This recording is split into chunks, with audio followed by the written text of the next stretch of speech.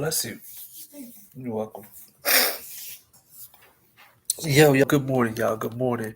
You know I love college football like I love my marriage, man. Speaking of that, oh, you already know I do, babe. Beautiful painting right there. That was done in Rome. If anybody want to know, that was on the Spanish Steps. So if you're ever going to Rome, just follow the Trevi Mountain. I think you make the fountain. Yeah, the fountain. I'm sorry. You'll make a right and you'll see the Spanish Steps. It's a beautiful coliseum. And when you go up the steps, you'll see the painters up there. They'll be, what I'm saying, um, drawing you or whatever and everything. And it's a beautiful thing, beautiful thing. But anyway, back to the task at hand, man. Like I said, I love college football like I love my marriage. So you got to do it the right way. Now, I love how this Big 12 is looking.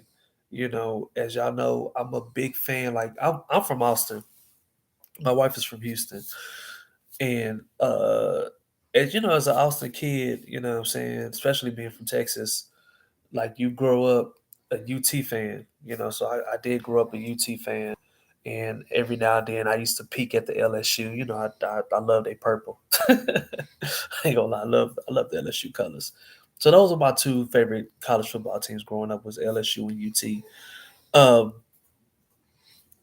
but the one thing I can say now with UT and Oklahoma now going to the SEC, man, I think it's gonna be wide open. I feel like the Big 12, especially the Big 12, you have to take advantage because I want to say the past 7 years Oklahoma has won a Big 12. That's crazy.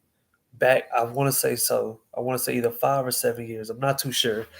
Um, but they've been dominating. Like I know they definitely won it the past before Baylor won it last year. Before that, it was like I know it was the past 4 years. Like they were like back to back to back to back, which hasn't been done in a long time. Oklahoma is they're a menace. They are a menace, man. They be getting some great players. And speaking of great players, I think that's what has hurt the Big 12 since 2005. Like when it comes to like that brand bias, just look at it now. Like the SEC has five teams in the top 10. Well, when you say five teams in the top 15, which is Tennessee, Georgia, Ole Miss, LSU. Shout out to the Bayou Tigers, and Bama. And the reason why is because they have the most talent. Like just looking at the eye test, like I play football, like their talent is like crazy from top to bottom. They have a lot of depth, and that's what has helped the SEC maintain dominance when it comes to winning these national championships. Is because they have the most talent. They have more talent than everybody. Like just be real, they do. Like when you going up against especially if you're going up against a Alabama, Georgia, LSU, you got to bring your A game, because you already have a month off, so you're gonna need a lot of luck and great coaching. I mean, great coaching. Like just look at the teams that have beat Bama. Because obviously Bama was the only one to lose to a non-SEC team during the playoffs, and that was twice against Clemson. Clemson had great coaching, and they had an equal level of talent. So their line could match their defensive line, their receivers could match their corners, and obviously they had great quarterbacks in Deshaun Watson and Trevor Lawrence. But that's what you need though, and so with the Big 12, I'm kind of curious how would a Big 12 look this year? Because I'm a Big 12 fan, I'm a huge Big 12 fan, obviously. So my thing is like development is great. Like development is like probably the best in the country, especially what Oklahoma State and TCU is able to do on a consistent basis with the players that they get. Like, don't get me wrong, they're not bad players, but anytime you get 2 star and 3 stars to be NFL type level athletes, that's saying something. That says a lot about your strength and conditioning program, which is amazing, off the charts. But when you go into the playoff, man, you playing against some dogs. Just look at Oklahoma. The years that they've been to the playoffs, I want to say 3 times. I want to say 3 or 4 times. I know it's been at least 3. I want to say 3. because they had Baker, they had Kyler, and they had Jalen. These are first round quarterbacks. All of them got smoked in the first round of the playoffs. And one time it was against Clemson, and twice has been no, yeah, Clemson. They lost to Clemson the first time. Um, well, that was the second. That was 2015, and they lost. I want to say like 27, 17, something like that. And no, they've been four times. I take that back. They've been four times. So that was talent. You know what I'm saying? Especially when it comes to the offensive line and defensive line, that's what it needs to be placed a huge emphasis on. Because in Texas and Louisiana, you're gonna find a lot of talent. Like you're gonna find fast people.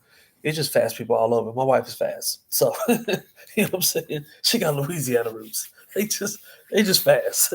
You're gonna find speed everywhere, Louisiana, Texas. It doesn't matter. But what the Big 12 need to start investing in is an offensive line and a defensive line, because I think that's what's holding them from having a national championship. Like Oklahoma, I think their best chance was to get a chip when they played against Georgia. And they were up against Georgia. If y'all remember, they were up by like 3 touchdowns. And Georgia, majority of the time, what they did that second half, they just ran the ball. That's all they did. Controlled the block, controlled the clock, ran the ball, dropped 8 men in coverage. Start doing blitz coverages on Baker Mayfield, and end up, dominating that game and winning by like 3 points. Um, so that what hurts the Big 12 is, especially when it comes to these rankings, like with TCU. Do I think TCU is a great team? I don't know. It's up for debate. They did have to go back to back and come from behind wins. That's really hard, especially when you going to, doing it against that type of talent. I don't know. I don't know, man. They're gonna have to get through a gauntlet. They still got to play. I believe they got to play Texas Tech. They still got to play UT, and then they go into the Big 12. Well, they got to play Iowa State. Then they go into the Big 12 championship game, either against Kansas State or against Oklahoma State. Um, I don't know, man. I'm curious. I don't know. I'm definitely, because I root hard for the Big 12, so I'm definitely rooting for TCU to win out and possibly have a chance to showcase their talent, because I think that quarterback is really, really good. Like he gives me Tim Tebow esque type of feel. Like the dude is not a he's just a winner. Like he refuses to lose. I love that about him. They got that receiver Quentin Johnston. Dude is a monster, 6'5" and moves like he's 5'6". They got the other guy who's a speedster.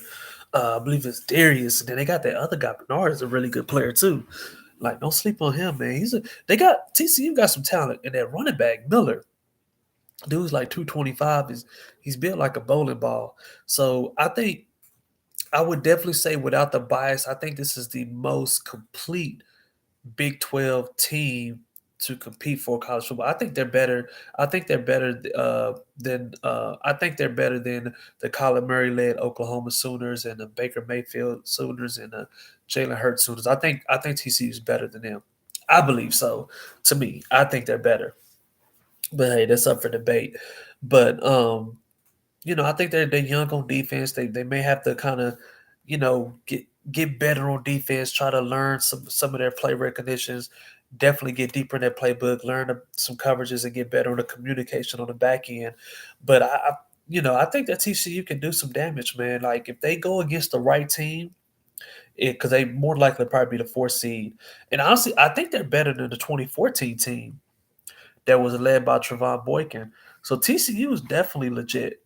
Like I think that quarterback and the running back and the receiver and and the other two receivers can possibly play in the league one day. I think so. I definitely know Quentin Johnston's gonna be first round. He's gonna definitely be first round. I think Max Duggan possibly is like a second, third round uh, quarterback, dude's legit. Um, I definitely love that left guard they have. So TCU definitely have some pieces. They definitely got that left end. He's really good. He's a really good player. So yeah. TCU's legit. Like I'm telling you, TCU's better than Clemson. They definitely better than Clemson. They're better than Clemson. Um, I think if they had a neutral field against Michigan, I think it would be a good game. I think TCU could probably squeeze that out. Like And it just depends. It depends who's going to be that one seed, Tennessee or Georgia. If if it goes up against Tennessee, I think it's going to be a shootout. Yeah, it's going to be a shootout. I don't think Tennessee is just going to dominate TCU like that. If they go against Georgia, bless you, baby. You're welcome. I don't know. That'll be a good game too. But will TCU be able to stop Georgia's run game? That's going to be the big thing because I know Georgia can stifle TCU's run game. I think they could. But yeah, TCU's really a good team, y'all. I'm telling y'all, man, watch out. They're a good team. Like I I think just from looking at them and the way they play, the plays that they run, and obviously that offensive coordinator is amazing. Like that's if anybody know the Riley brothers, dude is he's legit. But I definitely do believe that uh, TCU has a great that if they can stay healthy, man, I'm pretty sure they can get past that first round. I think so. I think so. I really do. I really do. I know there's high optimism, but man, they have a really good team. Like they have a lot of speed. They're very fast. They're very fast, and which is crazy. I don't know why they're so underrated. They're better than Clemson. I believe they're better than Michigan. You know, but like I said, it's biased because as you look with TCU, if you look at the past 10, 15 years, their recruiting classes haven't been great. If you just look at the past five, it's never been above 40. But they're big on development, so they can get their three-star players to play at NFL elite level or college elite level. So, I think that's what kind of hurts them is recruiting rankings, and obviously the brand bias does hurt because it's like, they've they haven't won a national championship, in this decade, or the past 20 years at all. I think if this was like Texas or Oklahoma, that'd probably be number one. What I'm saying? Just because of the recruiting, the recruiting rankings and the type of players that they able to get. Um, but yeah, I'm definitely looking forward to this. I think TCU is going to make a lot of noise. Now, as far as for the new powers that be in the Big 12, I definitely know that the I think that it will be TCU, Oklahoma State, U of H, and Baylor. I think those are going to be the top four teams. In this new Big 12. The reason why I say that, obviously, Oklahoma State recruits a lot of players from Texas. Like majority of their rosters from Texas, and their development is like off the charts. Baylor, because Baylor's in that DFW Metroplex area. There's a lot of talent in that DFW. U of H, like another talent-rich area. Houston, man, U of H has a great pool of talent they can pull from, whether it be North Shore, be Lamar, um, New Caney, Crosby. Like, there's a lot of great players in this area. And then obviously with who did I say was the other pick? So I had Baylor, had Oklahoma State, had TCU, and my fourth one, man, I know y'all might be surprised. I might no, I'm gonna go with Kansas State. I think what Kleeman is able to do, what he did at North Dakota State. If anybody knows, won multiple FCS national championships, which is definitely very, very difficult. He knows how to build a program. So in time, Kansas State will definitely be competing too for Big 12 championships. I don't think it's not going to be dominated by one team like how Oklahoma was doing for the past couple of years. I think it's going to be multiple teams that win a succession. I think one year maybe Oklahoma State, one year maybe Baylor, one year maybe TCU. Just look at it's happening now. Last year was Baylor. This year is looking like um, just three teams: Oklahoma State, Kansas State, and TCU. So definitely looking forward to seeing this. Definitely can't wait. Looking forward to this new Big 12. And hey, let's keep it pushing. Yeah, now we do it, man. Peace, love, happiness. Peace.